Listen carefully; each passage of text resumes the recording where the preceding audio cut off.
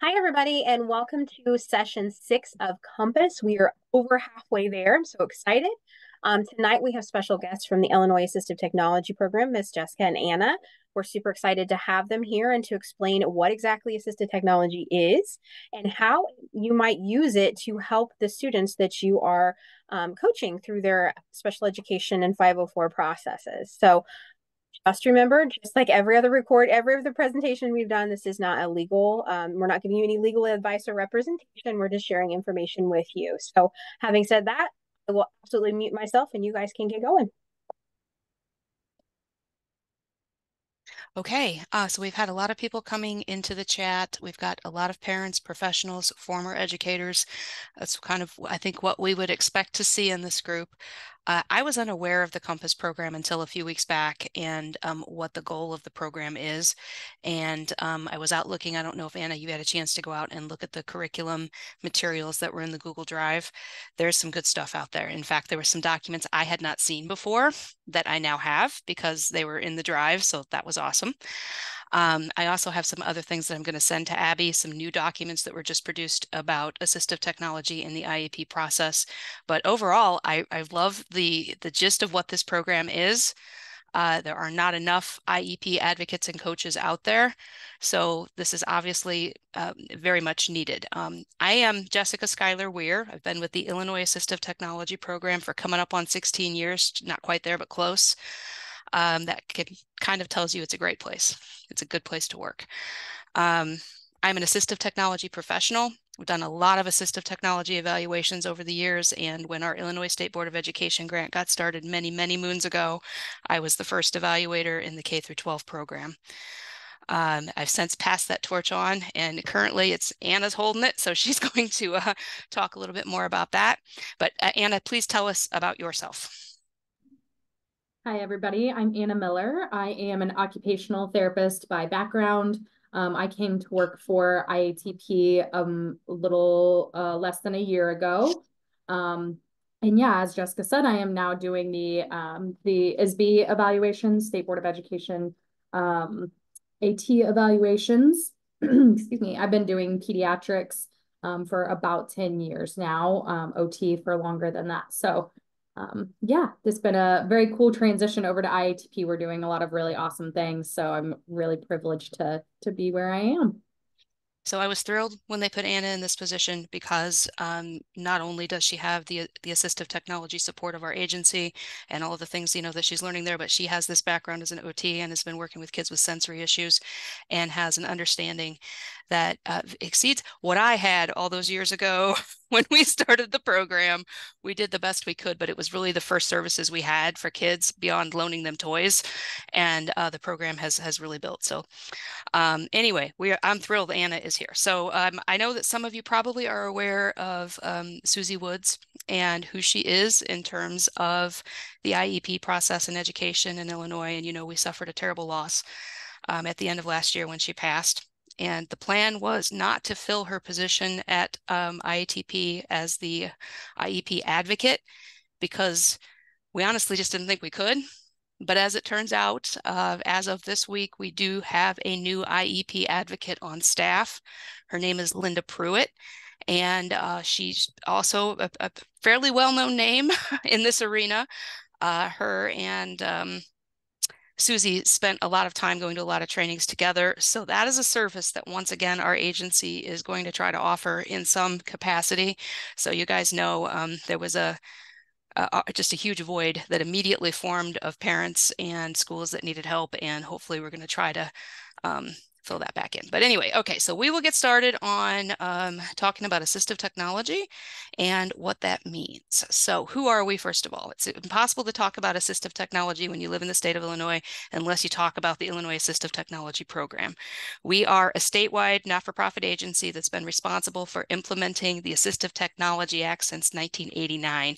So we've been around for a while. We were one of the first acts funded. Every state and commonwealth has one.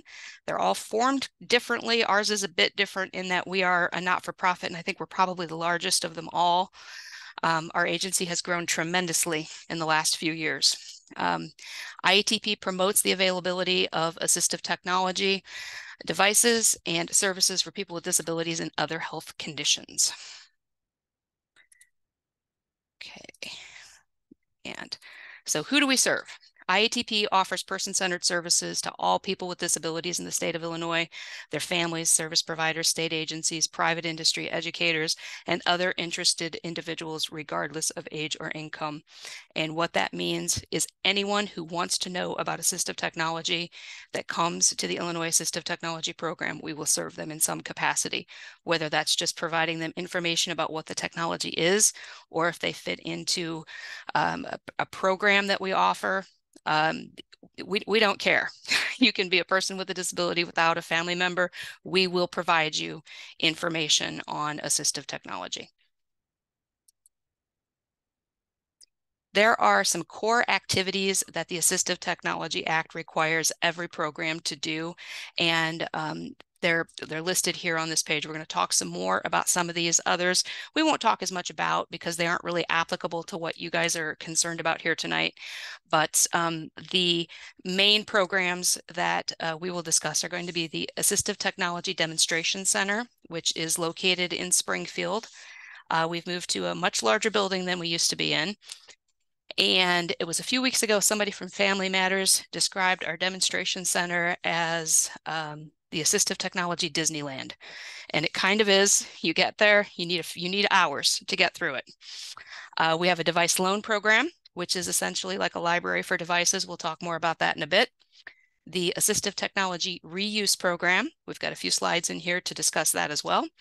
Our state financing activities, I'll cover those a little bit later on, and that's kind of a deceiving title because we're not loaning money. We used to do that actually to buy assistive technology, but we've kind of changed those around into other programs that benefit people with disabilities to get assistive technology they can't afford. Training, that's what we're doing tonight. Technical assistance in several different capacities, information and assistance to AT support. We do all kinds of that. Every day we answer calls and field all kinds of questions, and public awareness and outreach. We do a lot of those activities as well.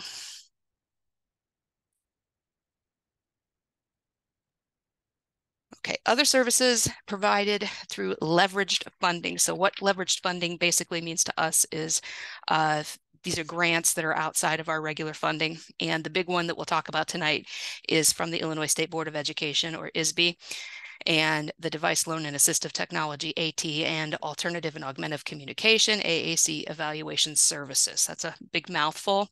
We usually just call it the ISB grant because it's a lot easier to say, and it encompasses all the services that we're able to provide to families and schools that need evaluation services. There was, when ISB implemented that, they recognized that one of the biggest barriers for many school districts that didn't have a lot of money was just finding somebody to provide the evaluations, which was when our program got started.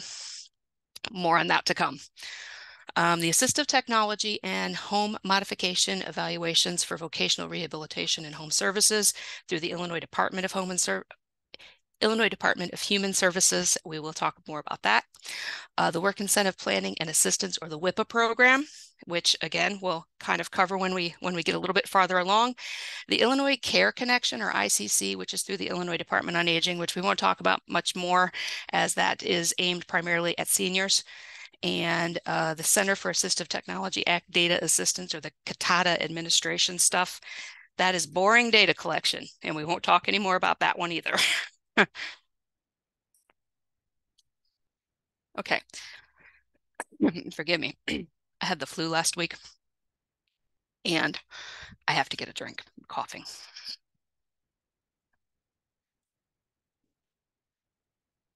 All right, when we define assistive technology, it's actually a very hard thing to write a single definition for.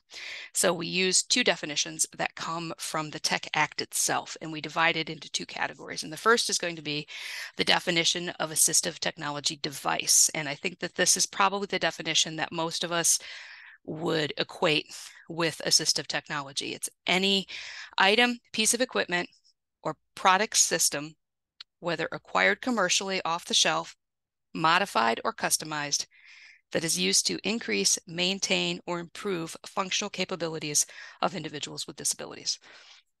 So what that really means is it's a device. So that could be anything from a wheelchair to an AAC device. It's an actual item. The other definition of assistive technology services. This is assistive technology service is any service that directly assists an individual with a disability in selection, acquisition, or use of an assistive technology device. So this includes evaluation services, the people that are involved,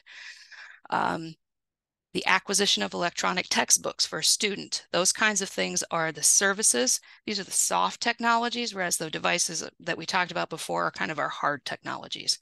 If you want to think of those in those terms, those are things that you'll hear a lot when you talk about assistive technology. So it's not just devices, but it also includes all the services that go with providing that technology. And I think we have reached, I'm going to turn it over to Anna. So we wanted to kind of define out in our minds kind of a hierarchy of assistive technology that we kind of go through. So most, well, all assistive technology is going to fall into one of these categories of low tech, mid tech, or high tech. So low tech is going to be your really simple and accessible general use AT, a handheld magnifier, a built-up grip. Those things that you see commercially available, whether, you know, we always think of like the late night TV or the magazines that you get in your home, things that are generally available, don't need specifications to a specific person or anything like that. Those are your low tech options. A mid-tech device is going to be a mechanical assistive technology device, but it's not going to have really sophisticated electronics. Like it's probably not going to have any computer devices or anything like that associated with it. So a manual wheelchair, an adapted keyboard, basic things that are mechanical in nature. And then we get into some high-tech options. So assistive technology devices that usually have a computer-based, some kind of computer-based component to them. They're very user-specific. It requires assessment and evaluation to determine the right fit for this client to be able to use it. So voice recognition software, speech generating, augmentative and alternative communication devices, those type of things are very high tech as far as their categorization. So we're going to talk a little bit about our demonstration center. We're located here in Springfield. However, if you can't come to us, we're going to bring the things to you, right? Especially if you say, recently losing my vision, want to look at some options, what's out there, and you can kind of tell us what you're struggling with. We can bring what's called a CCTV, which is what you see up there in the first picture. We can bring that to you and trial those with you. The device demonstrations provide hands-on exploration and the opportunity to compare features of similar devices. So this is what Jess was talking about of it being Disneyland. This is kind of the bones of that. You walk in and there's just thousands of devices to really put your hands on and say like, oh yeah, I do like this. I like the weight of this. I like how this fits my body. Or nope, this is not what I would have expected looking at pictures on the internet. And it didn't do this justice. I don't like this. But you also can discuss with an expert your needs and learn about possible solutions. So even things that we might not have the exact thing you're looking for, you can talk that through with the experts that know about assistive technology and say like, what about this? Can we look at some specs on this? Can we find a place that maybe you could go try that out or something like that?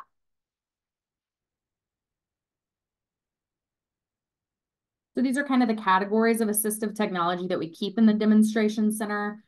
So we have a vision, a hearing, and a speech communication area, lots of equipment in the learning, cognitive, and developmental thing. We actually have a pretty large sensory area that kind of falls into that category, mobility, seating, and positioning equipment, daily living aids, environmental adaptations. We have a pretty significant smart home area in our demonstration area now, so we can show you lots of environmental adaptations that can be voice controlled or different options.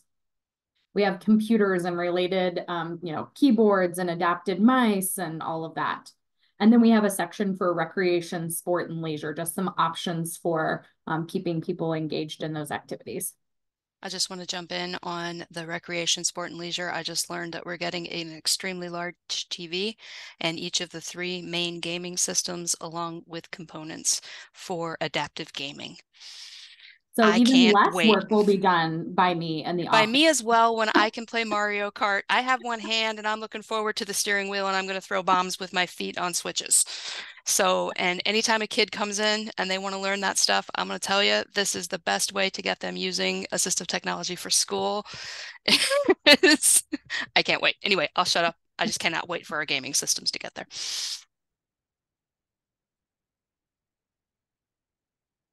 So we just wanted to go through a few examples of some low, mid, and high-tech devices that you might see in the school districts. So just kind of be keeping in mind. So these low-tech options, these are things that typically in your school districts do not require IEP or 504 accommodations, right? A simple magnifier like the one we see here. Does anybody know what this is? I wish you guys could talk, but this is the simplest method of Braille, right? So when they're first starting out, they're going to learn the Braille placement, and they're going to use that little stylus and poke the Braille dots in. And then this last option, oh, what were you going to say, Jess? I just have to jump in because when you do slate and stylus, you write Braille upside down backwards. Yes. It is amazing when people are good at it. Yes. It's amazing. Yeah. And then this last option is a low-tech option for an AAC, or that communication device. So this is used by people to scan with their eyes. They stop on a letter or a number and associate with that. There's a lot of low-tech communication options that are available, even just visual schedules and those picture exchange kind of programs and those kind of things. The mid-tech devices. So this next progression of the brailing would be, this is called a Perkins brailer. So you put the buttons in a certain order, that's called chording, and it brings up the Braille dots, right? So that the low-tech option, again, is just using your fingers, your hands to push the dots. This has a mechanical component, but not a computerized component, right? So that's what makes it that mid-tech. There is more maintenance that is required with this. There is more training that is required with this than usually with a low-tech option. That middle picture there is called a Big Mac switch. So you'll see these often in schools as we're learning what can their bodies do as far as accessing communication? What can they turn on and turn off? These could potentially run some toys, some switch activated toys, those kind of things. And then over here on the right, we see some mobility devices that are also kind of mid-tech in nature. So a manual wheelchair, that yellow thing is a bike that you put your feet on the ground, and it has that seat so that you can rest on it, and different things. So some leisure equipment or mobility equipment, that's mid-tech. And then we come to the high-tech devices. So again, this is where there is a computerized component to it. So on the left, we have a couple of pictures of AAC devices, which is a big component of all the assistive technology that we see in the school system, honestly. That middle picture, we put the headset in there to represent Dragon, which is a common voice recognition software. So that's, again, high tech. It requires a lot of training. It must be done on a computer, specifically some software that really learns their voice, pretty high tech. And then this last option is kind of in our Braille progression. This is the most high tech option there is for brailing. So this device is a refreshable Braille device. So they can read the Braille on that, on the part that's closest to us in this picture. It connects to the computer, so it can take documents or PDF documents and Braille it for them so that they can read it in their natural context, all of that. So they can also take notes and write in Braille and upload it to the computer that way as well. So this is a little blurb about our device loan program. We're going to talk about it a little bit more specifically and how we use it in the ISB program specifically later, but the device loan program is available to anyone in Illinois. The device loans are for 6 weeks, and the devices can be picked up here, or we can ship it to you. You keep it for 6 weeks and then you return it. So you can always go to our website, which we're going to walk you through a little later on this evening, and see what available devices we have in the device loan, and try out any of these devices. But again, we just wanted to highlight that this is available for anyone in the whole state. Okay, and this is still you, Anna. Yep. So, okay. So again, in the device loan, we're trialing devices so that we can make an informed decision, right? We think that we've all had that experience where you see something online, you think it's going to be a really great option for you. You order it, you bring it home, and a couple weeks in, you're like, this is not going to do what I thought it was going to do. And you've kind of already wasted your money. When it's a $50, $20 piece of equipment, that might not be such a big deal. But when we're talking about something more, much more expensive or much more fine-tuned, that it gets costly. So this allows people to really try it out in real time, have some time with it, and be able to make that informed decision of if it's a good choice for them or not. We also can use it as a backup if something's being repaired. It can ensure, again, compatibility between the device and the user. Therapists often request devices to conduct evaluations. Again, especially those AAC devices or specific toys, something like that. They can request those and use it in the school or an outpatient therapist. I used to work outpatient peds and I would borrow switch activated toys because it wasn't something that I needed all the time, but they could help me out when I did need them. And always available to anyone in the state of Illinois. Still you. All right, so this is our reuse program. So this is personally one of my favorite programs that we have here. It's such a huge benefit to the community. So what it does is it provides new and pre-owned assistive technology and durable medical equipment to persons who cannot afford to purchase new or if not covered by insurance. People can keep the devices for as long as they need. We just always ask that as long as it suits you, as long as it's working for you, to keep it. And as soon as it doesn't, return it back to us so that we can get it to somebody else. We always accept gently used equipment for donation, and all donated items are properly sanitized prior to dissemination. And we have everything in the reuse department, from, like you see some pictures here, wheelchairs, walkers, computer equipment, ADL equipment, just about any little thing that we can you can think of. It kind of crosses our paths in and out all the time. And we always try to say, if we don't have it now, don't just forget about it. Call us back in a few weeks and we can let you know if we have something or if we're expecting something, or if it's a hard to come by item, we may not be able to get it anytime soon. And one last thing to add about that: when COVID happened, sanitation became a bigger concern than it ever was. And IATP actually has, I think we have 2 of the Aquaphase machines now. They are basically brand new one. Yeah, they're big washing machines for devices. The one that we just got that they delivered, I think you can put a whole hospital bed in. Yes. Yeah. So, and they completely sanitize those devices and get them ready for redistribution out to people who need them. I know they do a lot of like shower chairs and walkers, and just tons of devices go through that program. Yeah. So okay. before you move on, I wanted to let you know I have given everybody the ability to unmute. Just please raise your hand before you start talking. So that way we can make sure that we're still moving at a good pace. So just want to take a break there. And again, I will reiterate, it's Disney World, guys. Like, it's so great. So great. You're about to see some more of the Disney here, okay? Because we're going to get into the state financing activities. So these 3 programs that are listed here provide assistive technology to customers at a cost savings. And when we say cost savings, we mean typically no cost. So we're going to look at the smart home technology, the tech kitchen.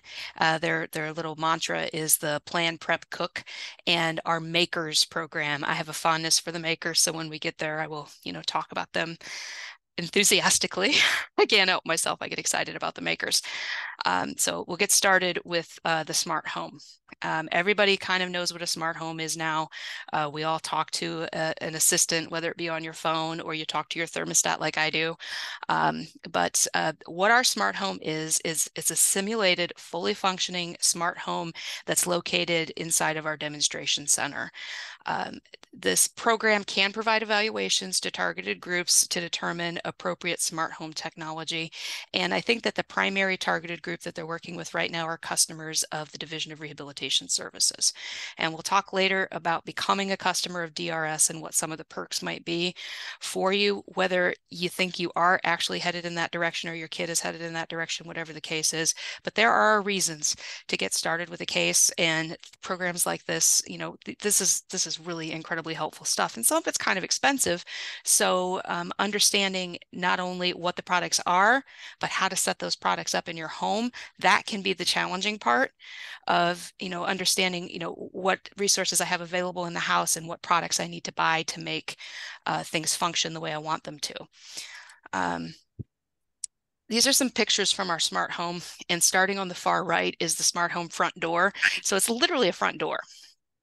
So when you get there, you come through the door and into the living room where the television and things that we kind of, I think, associate with smart stuff, like, you know, the speakers and things in there and the lights, all these different things that can come on. But as you go through the smart home, you start seeing some of these other features that are amazing.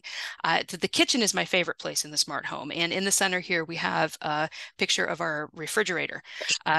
This refrigerator is unbelievable.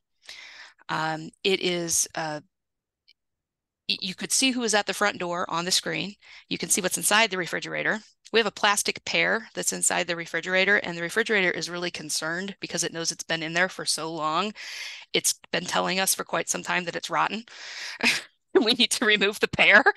But this technology is amazing, because if you were, you know, a person that was not able to cook meals due to your disability, you could still see what was in there, and you could prep and plan those meals for somebody else to make. The refrigerator also talks to the faucet, which is called Moen. You can say to the refrigerator, tell Moen to dispense 1 cup of water at 70 degrees or whatever temperature you choose. And they communicate with each other, and you're able to dispense the exact amount of water you want at the temperature that you want. It is amazing the way that things are interconnected. The cabinets, you're going to see a better picture of the cabinets coming up, but all of them have features for people that need to pull the cabinets down or pull things out so that they can reach them. Everything from the, there's a smart air fryer. I don't know if you know that they make that, but they do. And it's there in the kitchen. Every kitchen gadget, I think, that exists for people with disabilities is tucked away in here or in the tech kitchen. There are hundreds and hundreds of gadgets that you can look at, try out, and see what you think of them. And then moving on to the tech kitchen. Oh, sorry, I was going to say one thing really quick. I know that this all seems very geared towards adults, and so it's kind of easy to like get lost in how is this applicable to what you all are here for, right? And I would love to just plan it in your head that all of these services are eventually going to become, we always kind of make the joke of like kids with a disability become adults with a disability, kids with autism become adults with autism, right? That to just be thinking about how can I incorporate this into a transition plan? How can I think about this for the 12-year-old, the 15-year-old? Because these are the things that we want them to be able to use to become independent. And if we spring stuff like this on them when they're 19, they can't use it then, right? But like if we have a plan for how we're going to implement this kind of stuff, it works a lot better. So just be thinking about how can we use these programs, or be thinking about how to implement these programs at a younger age. And kind of to build on what Anna was just saying, in terms of independence within the home. This is some simple stuff sometimes, like just being able to open your blinds, open the curtains, deciding when you're going to do things around the house. The smart lock, I think, is a game changer for many families and many people with disabilities. You're no longer, if you have caregivers, you're no longer distributing keys. You are able to see who's out there and talk to your house and decide if you're going to let them in. So it provides a level of security, I think, for families as well.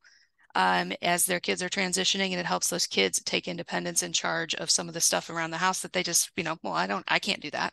Yeah, actually you can. And these devices are going to help. Okay, so the tech kitchen. Now, I asked our chef earlier today, and I didn't write it down. Is it 14 or 16, Anna, that they start? It's 14, right? Yep, we can do as young as 14. As We young can as do 14. as Okay. young as 14. We can go younger. It just requires a little bit more approval, and we're pretty limited on, like, we're not going to do a whole cooking class with them up at 14 or younger, but we can do some demonstration and stuff. Okay. So a few years ago, IATP moved into a building that used to be a hospital. And like most hospitals, there is a cafeteria and there is a commercial kitchen. So a lot of the commercial kitchen is still there, but part of it was turned into the room that you see right here, which is their teaching kitchen. Is this home style sort of classroom that showcases accessibility tools to make cooking possible, easier, and safer. The classes are free, and they're based on participants' goals and include cooking, baking, nutrition, budgeting, menu planning, and so much more. It's really a very inclusive approach, because they're looking at not just being able to prepare the food, but everything else that goes into that. The buying the food, the making, the understanding recipes, being able to read a recipe, the planning. So there's all these different things that go into it, and it helps, I think, the participants also figure out which things they're going to be able to do, which things they're going to be good at, which things they're going to need assistive technology to accomplish, and basically, what do they like to do? It also builds confidence, that they may not, they may think, well, I can't do that. I can't use the stove. I can't use a knife, whatever the situation is. But they have all of these amazing knife options. They teach safety courses with all of that stuff. So I know for parents also that can be a big concern in terms of their kid learning to cook. They're like, well, wait, what are we going to do if this happens? Well, um, this program, and this is a safe opportunity for them to explore. And this is a great way to figure out what they can do without, how's how did one of the kids described it as, I won't feel too bad about making a mess here. So if this goes badly, my mom's not going to yell. I thought that was funny. But I'm like, well, that's very true. This is a safe space in order to try all of this stuff out and figure out if it's something you can do. We also teach cleanup skills in tech Yeah, kitchen. yes, that's another thing too. Yeah, they do teach that as well. Like, hey, important part is doing the dishes. I'm like, we can do that too. It is, yeah. So I think that this is a better picture of the cabinets. These are also in the smart home, and that's on the far right. This picture here, you can see the bottom cabinet that pulls out. I want those in my kitchen. I have cabinets I can't get to. So, but they're an excellent choice for somebody that is not able to get down there and dig around. Somebody that's in a wheelchair is also able to reach those cabinets up top by pulling on that bar and bringing that shelf down. I'm amazed at how well and how easily those cabinets move.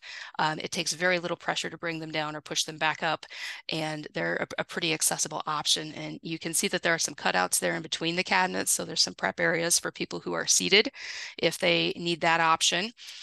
In the center here, we have somebody who's using probably one of the talking scales. I don't know for sure if that's a talking scale, but I would guess it might be. We have a lot of that stuff in that area. And there's an alternative cook surface right here to the left as well. And this is one of the surfaces that's a little bit safer than the big stove and is a little bit more manageable for some of the people that are learning to cook. It's also one that they can take with them when they go someplace else to teach. Some of the cook surfaces also, I think probably, I know the one in the smart home is, and I think this one might be as well. It's one of those immediately cool or immediately hot surfaces that is a little bit safer. So, no open flames, things like that. In the tech kitchen also, you'll find some pretty neat stuff, like they've got a camera mounted in the hood of the, right above the stove, so that on the smart TV, you can see what your pots are doing. If you're, down low and you're maybe in a wheelchair or a scooter and you can't see what's going on up in the pot, you can instead look at the screen and watch it. There's also the very low-tech option of the mirror, which is hanging above the stove, so you can also, look down there, but there's just tons of options, tons of options. And then the last of the state financing programs I'll talk about is the makers. And the makers provide assistive technology for those who have a need for fabricated devices, primarily through 3D printing, pressure forming, and laser cutting. So this is, again, another element of assistive technology that we had not previously been able to address in Illinois until just the past couple of years when the Makers program was dreamed up and implemented. So our makers are doing all kinds of amazing projects. I get excited every time they talk about them. To the right, right here is a product that they created. This didn't exist before they were tasked with this, and this is exactly what the Makers is for. So this is for somebody that had a feeding tube, and she was able to prepare everything that needed to go into the little canister there for her feeding tube, and she was able to mix it up.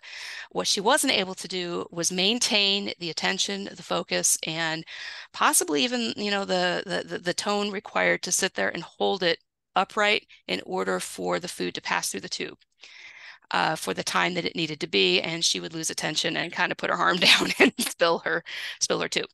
So what they created was just a stand to hold it in the right position for her, so she was able to independently then at that point mix up everything she needed, hook up her tube, put it in there, and complete that task independently. So she was essentially able to feed herself with this little 3D printed device that the makers came up with.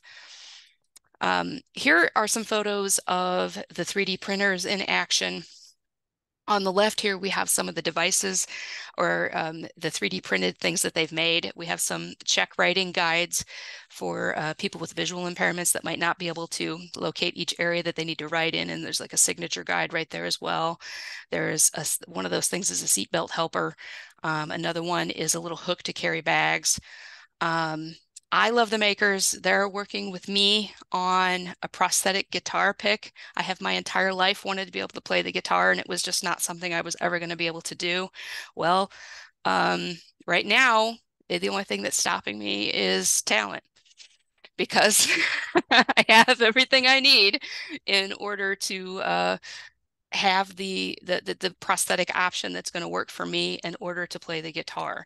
So again, they're fabricating things that are not commercially available. There would never be anything like that that I could buy, but they're doing that for me. We also have here one of the 3D printed maps that they've made. I think that might be for a bike trail. I'm not sure, but they've also done some of that stuff as well. Okay, I think that we might be back to Anna. Yeah. So we're going to go into kind of how to request an AT or an AAC evaluation through the ISB program with us. So all the evaluations and AT loans are available at no cost to the schools statewide on a first come, first served basis. Both of those evaluations, both AT and AAC, are available for Illinois students aged 3 to 22. And the recommended AT or AAC devices can be loaned to the schools for a 6-week trial for free. And training is always available on all of those AT or AAC devices as requested. So kind of what the AAC AT evaluation process looks like. So first, for your knowledge, this is just kind of something that you would pass along to the school if they were unfamiliar with our process. But you go on our website and you're going to make a referral. And we can go out to the website and kind of show that in a minute. But you're going to make a referral. They'll fill out some basic information about the student.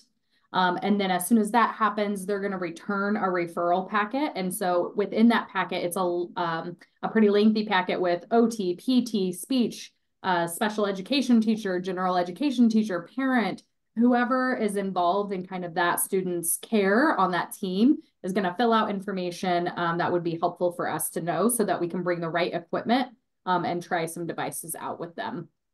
So once we get that packet returned to us, we reach out to the school or whoever that point person is, and we schedule that appointment. The evaluation does have to be initiated by the school district themselves. So if a parent wishes to have this done, they need to talk to the school district, because our grant is, since it's through the State Board of Education, we do have to serve through the school referrals, if that makes sense. Just So to we stop you scheduled. real fast right there, Anna. I just wanted to reiterate back. That is something you could discuss in IEP meetings. So should you or the student that you are serving want that evaluation, you could absolutely call a meeting to discuss doing that, putting it in writing, requesting it, and then that way if the school is denying the evaluation, it's the same as denying FAPE. So. So then we will schedule an appointment. We usually do our best to try to work with the student's schedule and say, kind of where is that? Typically our appointments are around 2 hours long. We come in, we observe the student in kind of their classroom environment. And then we go and take them kind of in a separate room and try out devices one-on-one, develop some rapport with them, all of those things. And then try to meet with the team afterwards for a little bit just to kind of discuss what we saw. So after that evaluation happens, like I said, we do the team meeting if it's needed, and then we write up a comprehensive report. In about 2 to 4 weeks, you'll have that long report that says everything that we kind of went through and what we're recommending. And then that device trial is available. So this is the process for the evaluation request. So Jessica is going to pull up our website, and we're just going to walk through that request. Okay, so I'm going to stop sharing the screen, or actually, what do I want to do here? Let me see here. I'm going to stop sharing this, and then I'm going to screen share a different screen. I'm going to come to this one. There we go. Let me make that big. Okay, that might not have worked. There we go. That's the one I want. There we go. Okay, so you guys should be seeing the IATP website right now. Somebody speak up if you aren't seeing the IATP website. Are you? We're good? We can sure see it. Yep. Okay, great. Okay, tell me where to go, Anna. So the first thing you're going to do, this is obviously our main page. You're going to go to the ISB evaluations under the quick links. Which is right here. Yep. So you're going to click on that. And then on here, we have some just general information about the evaluation process that if someone was unfamiliar, hopefully they'd be able to go here and explore. And then you're going to select Submit the AT/AAC Online Evaluation Request. And where is that at? Is it at the bottom? It's down here at the bottom, yep. So, oh, there's lots of stuff here. Look at all this. Oh, maybe it's at the top. I'm sorry. Might be at the top. I thought it was at the bottom. That's okay. We'll take a little look at what's here. If I remember correctly, it is. There we go. Oh, there, right there it is. It's a purple click button. Okay. And then this is where they're going to just fill out all of that information. Again, you would never be responsible for this. It does have to come from the school. But just so you get a sense of what they are needing, all of this information, contact information, school district information, all of that. And then once they fill that out, they're going to click send or whatever the bottom link is. And right after that, so immediately it will pop up on the screen, fill that packet out, and they will also get an email with the packet to fill out. And that's it. So and actually, while we're out here on the web, Jessica, we can go to the next thing, which is the AT and AAC device loan request, and kind of look at what that looks like. I don't know why we have 2 IATP logos at the top of this page. I'm going to point that out, though, tomorrow to Barnabas and ask him. Barnabas is our web guy. Yes. So if we're back out at the main page, under the, or we're going to select try a device under how we help. It's right here. Yep. And then to actually request a device, it requires you to sign in, but you can search our inventory without any kind of account or anything. So you're going to click search inventory. And then we're going to be able to use that search bar to find some things. So scrolling down. Okay, here we go. And then, So yep, our just device categories are with an A. currently on all. And if I leave it on all and I go to a specific that subcategory, I'm just going to put in a search term. And I've already put in this search term right here, which was GoTalk, which is a really common communication device. Now, we are not Google, and we are constantly improving this process. However, it is important that things are spelled the way you want them to be. So for example, I've put in GoTalk right now, and if I click search, it's going to tell me that it didn't come up with any devices, even though I know we have GoTalks. Well, if I go back in and I take the space out and I search it, I have a very different result. So just wanted to let you know that if you're not finding what you want, it could be because of the way you've typed it in there. And like I said, we're continually improving this and adding to the search criteria, but we just don't have the resources of Google. So we've made it as user-friendly as we can, but it's continually being improved. So within here, you can see here, like for instance, on the GoTalk 20, you can see that it is waitlisted. I think that you can see, once you sign in, you'd be able to see how long the wait list is, I believe. But at the very least, you can go and view the device, see the specs on it, look at pictures of it, that kind of stuff. And then that's how you would then request that device. Okay. Now, do I need to go back to the presentation? Yes, please. Okay. So the next thing that we're going to chat about while she brings that presentation back up is just some of the typical recommendations you might see after we do an AT or an AAC evaluation in the school. Okay, what are you seeing? So, nope, 2 more slides. Okay, let me move forward then. There we go. So on the AT evaluation recommendations, obviously both of these are going to vary greatly on the specific needs of the student.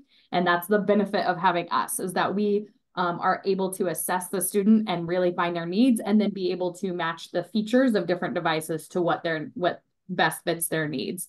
But a lot of what we're looking at here is software to support literacy. So speech to text, text to speech options, writing prediction software, that kind of stuff.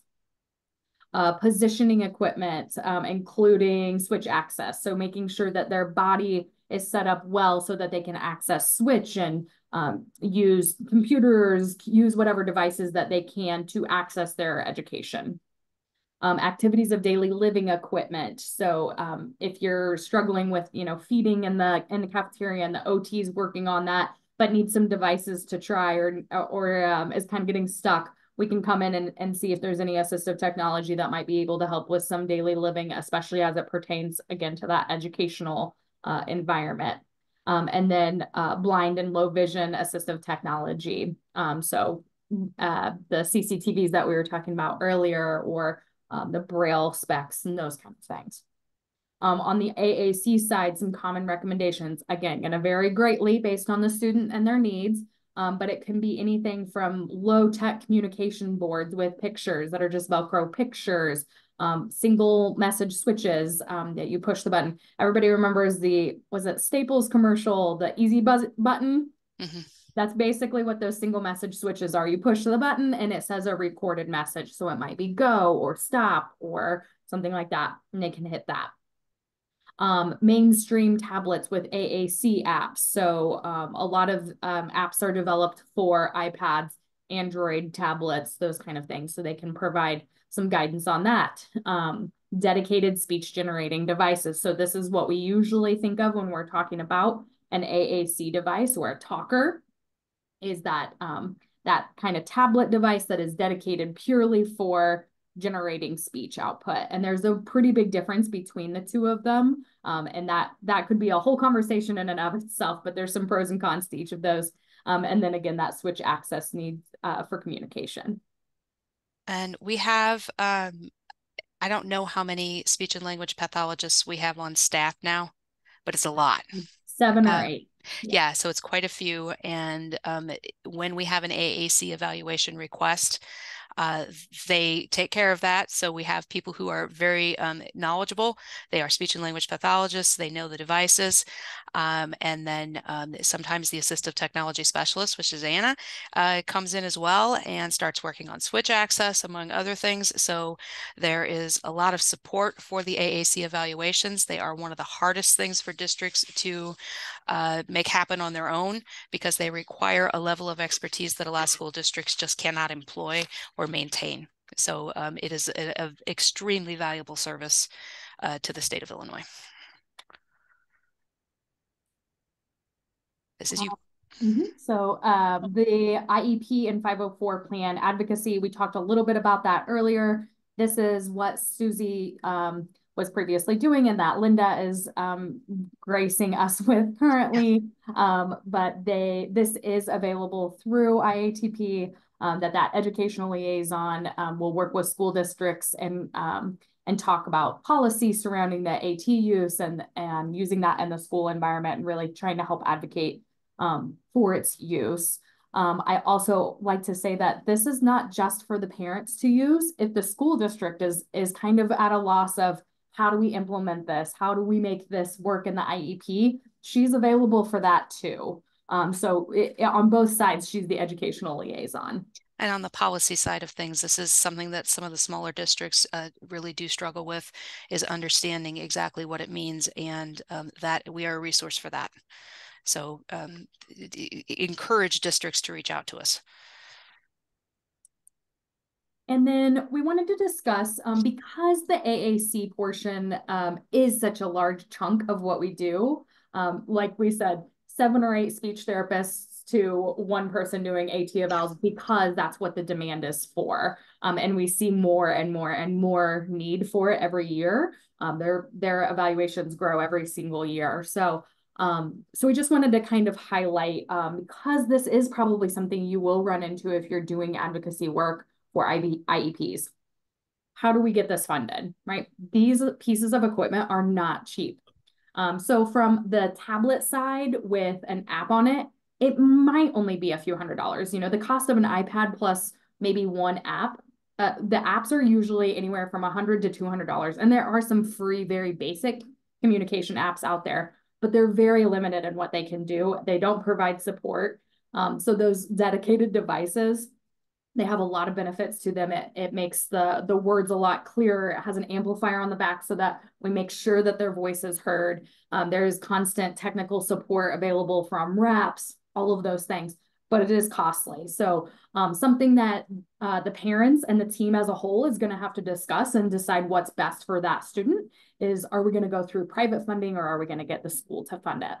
So if they are choosing the privately funded route, typically a commercial insurance is going to pay about 80% of the cost of an AAC device. Medicaid typically covers 100%. And if there's a combination of those two, like Medicaid's a secondary or something like that, it kind of, it will take from the commercial insurance first and then Medicaid as the backup.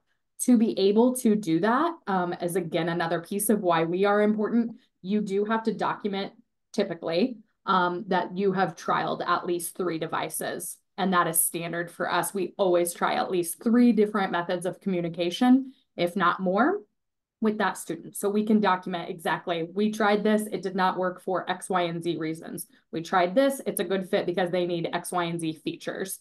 So that documentation is really important when it comes to private funding. When it is school funded, if the team, the IEP team, takes our recommendations, because again, we are not the school district and we are not State Board of Education. We do not have any weight to say, this is the device that they absolutely have to have. At the end of the day, our recommendations are just recommendations. And so the team has to discuss pros and cons of all of these things and decide if they are going to accept those recommendations or not. If the team decides that, yes, this AAC is deemed necessary, and the team writes that into the IEP, then the school district is responsible for providing the device, but then that device does belong to the school district. So there is some hang up. You have to kind of sign some paperwork. Is the student allowed to take it home and use it at the end of the day? Are they able to take it home for the weekend? When they transition out from high school, is the device going to travel with them, or is it staying at the school? And so you can have workarounds with that, but at the end of the day, it is the school's device and not the students. We are doing great on time, and we have a question. So do we want to go ahead and take it now? Because I assume it's about funding. Imagine a funding question. Yes. Okay. Excuse me. Private insurance I'm familiar with, and Medicaid I'm familiar with. Now, lately, some of your students that get past the age 18, some of them are on Medicare. How much does Medicare cover? It should be 100%, but I don't know that for sure. I honestly don't know the requirements. I can ask our speech therapist that. I will say we are actively working right now with some legislation on how school devices transition with the student when they turn 18. This is a huge topic, and there are students that leave school and their communication device stays there, and they never have another one in their adult life. Yep. The other Yeah. piece to that is also what umbrella they're going to fall in. If it's with DD and they have Medicare, but they're also on waiver, then waiver might cover it with some specifics. If they are, depending on which bucket they kind of fall in once they turn 18, there's some other funding resources as well. Okay, thank you. I will ask that question of our speech therapist though, and see what they know about it. And I will email that answer to Abby. Because you're in a program here that's teaching you about transition, I do want to bring up the STEP program, which is something that you may have already talked about during this training series. I want to stress that it is not a program that provides assistive technology to students. That's not what it does, but it does get them involved with the Illinois Division of Rehabilitation Services and can aid in transitioning to a full case at age 18 if this is a thing that this student is headed toward. And it also helps qualify for other services. So earlier when we were talking about some of the smart home and the tech kitchen stuff, a STEP referral, if they have a STEP counselor with DRS, that's enough to get them started in that area. So what STEP stands for is it's the Secondary Transition Experience Program, and it's a work experience program for students age 14 and a half to 21 with medical, mental, hearing, or vision impairments that also have a 504 plan, IEP, or receive other assistance because of a disability. So those are really the only requirements. We have had some families tell us that, and I'm not sure if there was a misunderstanding with what the program does. Again, it's not providing assistive technology, but there's no financial criteria here. This is a transition service. So there is no financial analysis to be done here. This is just a service that can be provided to the school. And what it provides is counseling on post-secondary education. So if this student is going to go to college, university, is going to go to a vocational training program of some sort that DRS could help support, this is a great way to transition them to their full counselor at age 18 or 21 or whenever that happens for the student. There is job exploration, workplace readiness training, and self-advocacy skills. Often the STEP counselor will work to get that student into some sort of a work program during high school to help get them some experience out there just in the job market. And understand, what types of things they might want to gravitate toward, particularly if they're struggling figuring out what it is that they want to do. So even if the student isn't, 100%, going to go to a DRS case after this, go to college, this is still a great program to get involved with if possible, because it's going to provide some opportunities that they might not otherwise get through their school. So it's definitely worth looking into. And the way to get set up with this would be to visit the state of Illinois' website and just basically search your county and figure out where your local DRS office is. You may be able to make application online for it. I couldn't find that, so I'm thinking maybe not. But if you reach out to the local DRS office, they should be able to point you in the right direction to get hooked up with STEP services. So yes, I think we had a question. Yes, with the DRS services, I can help you on that. Technically, at 14 and a half, the school is supposed to bring in DRS to acquaint them with DRS. My son is in DRS right now. It's awesome. It's They beautiful. Are supposed to do that. They are supposed to do that. That is the key phrase there, my friend. I'm an educate surrogate parent, so I'm going through that right now with some of my youth. Yeah. And that's why we wanted to highlight it, because so often we're seeing that they do not know that that is available. And then we're not setting them up well for that transition plan. And on the other side, from our case, there's so many of these programs, all of our state funding programs and everything that we're about to talk about, that all gets opened up by a DRS case. And so yes, it does. Just so much untapped potential if they don't have that. Right. If they can even fight to take them past 21 if they're in college to help them with financial assistance. Absolutely. So that's actually something that I will talk about. So we've got the slide now on the vocational rehabilitation evaluation and the fast track program, and when things work like they're supposed to. I have done a lot of evaluations. I've done a lot of evaluations for DRS. Like I hit 1,000 last year. So that's how many I've done for customers of the state's vocational rehabilitation program. And when it has worked properly, a STEP counselor has handed off that student's case to a regular DRS counselor, and that counselor then has everything they need to know, and there is no lull in services. Their IEP qualifies them to have an open DRS case. There are decisions to be made at age 18 as to whether or not the family feels like it's going to be appropriate for them to apply for Social Security. There's all kinds of decisions to make at this point, but that transition can go smoothly, and it has gone smoothly. And when that's happened, I've met them at the end of their senior year when they turned 18 or 19 or whatever age they were. We got them set up with the assistive technology they needed over the summer, and in the fall, they went into whatever training program they were headed to, and there was no hiccup. So it does occasionally work. That's what I want to say. And so the Illinois Assistive Technology program has ATS staff, or assistive technology specialists, that provide the assistive technology and home modification evaluations to DHS DRS customers. So they focus on employment and independent living needs for customers. Our fast track program is an amazing game changer as well, because I've been around since the dawn of time. I remember before we had fast track, and we would make recommendations to Division of Rehabilitation Services. And in that instance, I was just talking about where I met that student at the end of their senior year. In those days, if I had made recommendations to their counselor, maybe in 3 months they would have their equipment. If everything went smoothly with their purchasing process, more likely it was 6 months or longer.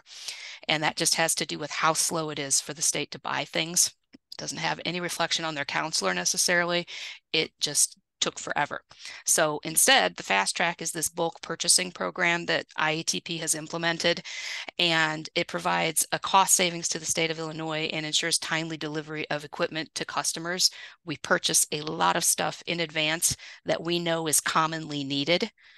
We do make special purchases for one-off situations where somebody needs something that isn't typically what we provide, but we'll have computers that we know run assistive technology software applications well. We will stock those software applications so that when we meet a customer, we have the technology available to provide to them if they qualify to receive it through the program. So, and again, that's their counselor kind of figures out the financial eligibility portion.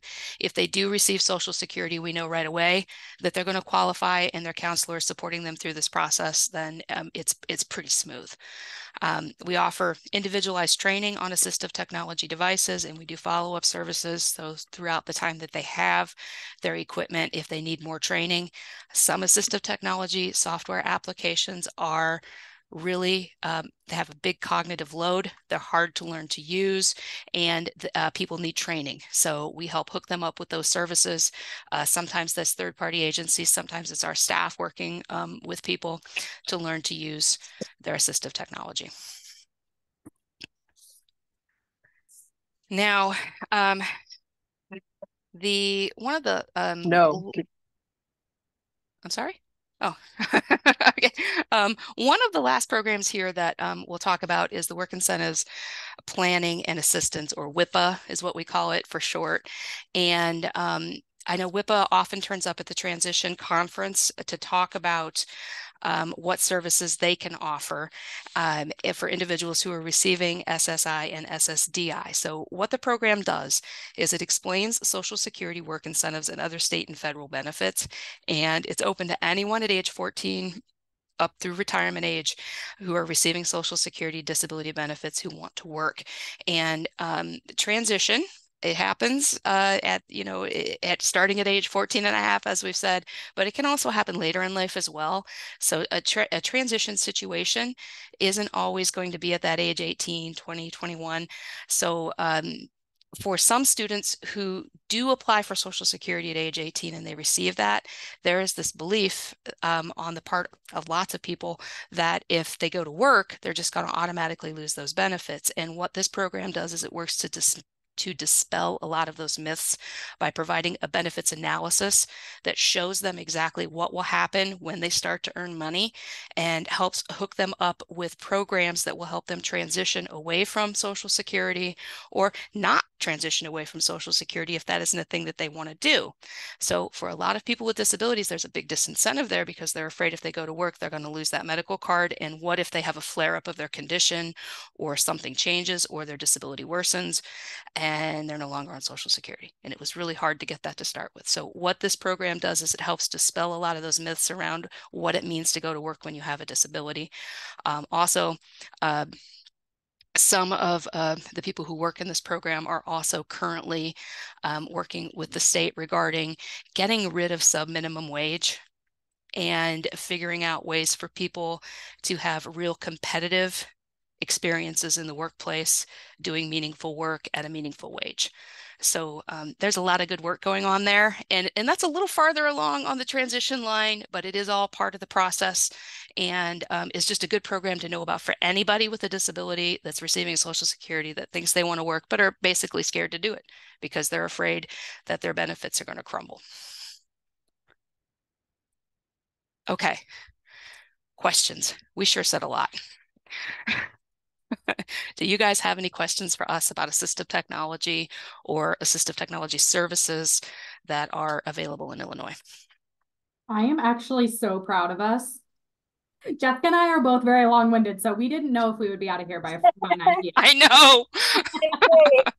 You did great. So I did a couple links in the chat. Of course, your information about the program, the website, the hours, the phone number, all the fun things there too. But I did also find more about the STEP program through DRS, and then like a link to put an inquiry to ask for DRS services. So those are both in the chat. Wonderful. Okay. I think I've seen that before. I know what you put in there. I don't see my chat anymore. It went away. Oh, where'd it go? Sorry. There it is. Oh, there's my chat. Okay. So awesome. At this time, since we're going to do questions, I'm going to stop the recording. So we'll stop the recording.